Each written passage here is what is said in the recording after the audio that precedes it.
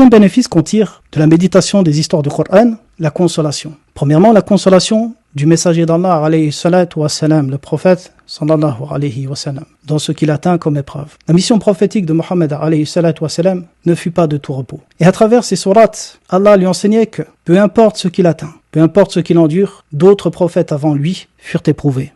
Et ce principe est valable également pour les croyants, de manière générale. Lorsque le messager d'Allah, alayhi salatu wa salam, fut questionné, quels sont les gens qui sont le plus éprouvés, il répondit, les prophètes, puis les meilleurs après eux.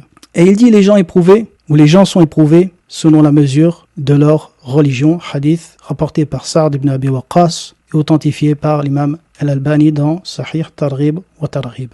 Et Allah dit dans son livre, Azza wa Jal, Am hasibatum an tadkhulul jannata wa lamma ya'tikum mathalul ladhina khalaw min qablikum مستهم البأساء والضراء وزلزلوا حتى يقول الرسول والذين آمنوا معه متى نصر الله ألا إن نصر الله قريب.